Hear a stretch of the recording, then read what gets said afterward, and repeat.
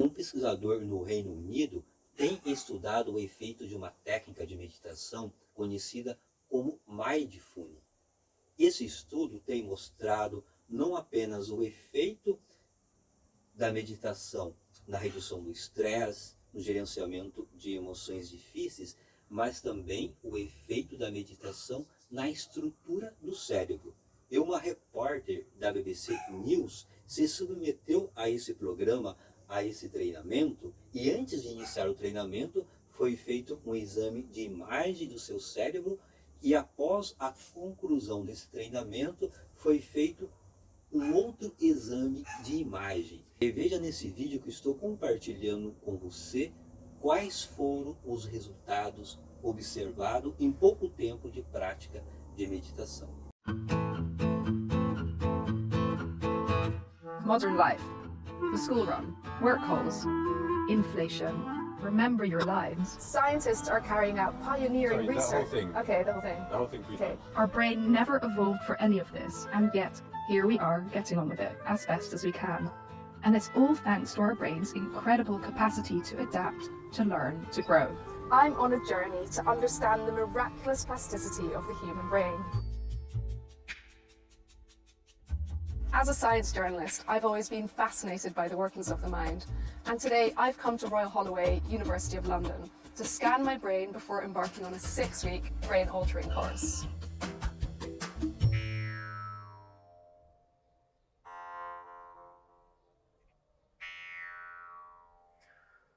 I'm just taking a moment to settle into this posture. Esse pesquisador está conduzindo um estudo no Reino Unido sobre os efeitos de uma técnica de meditação chamada Mindfulness, ou atenção plena, para ajudar a lidar com o estresse e com emoções difíceis. Ele também tem pesquisado como a meditação muda a estrutura do cérebro e já chegou a uma conclusão interessante. Poucas semanas de meditação já são suficientes para produzir os primeiros sinais de mudança. A repórter da BBC, Melissa Hogginboom, vai ver se algo parecido acontece com o cérebro dela.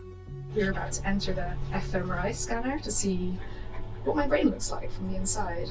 A Melissa vai fazer 2 ressonâncias. Essa primeira, antes do experimento, e a segunda, depois de passar 6 semanas fazendo 30 minutos de meditação todos os dias. Hi Melissa, how are you? Yeah, good. So all you need to do is just relax, try to keep still and look at the fixation cross. Okay. And it'll last for about 15 minutes. 15 minutos é bastante tempo. Então vamos aproveitar para entender melhor como funciona esse processo de mudança do cérebro. Plasticity is the ability of the brain to change based on stimuli that is given. These are the basis of learning and memory. It's a really dynamic process that involves the whole brain. And something else really fascinating that we've only learned recently, the brain will even change its structure. Our brain is constructed from 1 billion of neurons, and when neurons fire together, it's called wire together, they become stronger, and the connection between them is becoming stronger. These can change and shift a lot more in the early years of life than they can as we get older. Of course, they're still changeable later on. And that's really what we call brain plasticity, the ability of the brain to keep reorganizing itself throughout the lifespan. That affects the functional networks in the brain, and a functional change will be what areas of the brain are connected to what areas. There's also a structural part of plasticity, mainly changes in how the areas are organized in the brain, whether areas are more dense or less dense. Well, neuroplasticity actually is the mechanism through which the brain repairs itself. And now there are many ways to harness and boost plasticity in patients with neurological disorders. A neuroplasticidade, ou seja, o cérebro respondendo a mudanças, na verdade acontece o tempo inteiro. Mas nós temos também o poder de influenciar esse processo. E isso pode trazer muitos benefícios. Cada vez mais estudos sugerem que a neuroplasticidade pode retardar doenças neurodegenerativas, como a demência. Também pode ajudar o cérebro a se adaptar depois de um trauma psicológico. Agora, de volta à ressonância. A Melissa passa por um teste numérico, com o objetivo de testar a memória dela. There will be other processes underneath the working memory process that get interesting.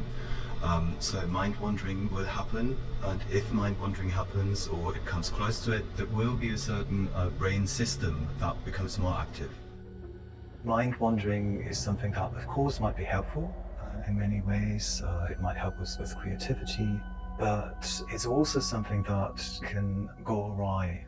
And this is where repetitive thinking comes in, where ruminative thinking comes in, where worry comes in. And those are the factors which increase stress. Stress hormones, for example, cortisol, it will go up. And if levels of cortisol remain high, that can actually become toxic for your brain, for regions of your brain which are very plastic. Isso mostra que o estresse é um inibidor da neuroplasticidade.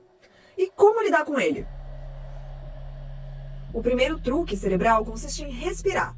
Ao longo de 6 semanas, a Melissa vai focar em aprender a ficar o mais consciente possível do momento presente. E daí ver que impacto tem a atenção plena no cérebro dela.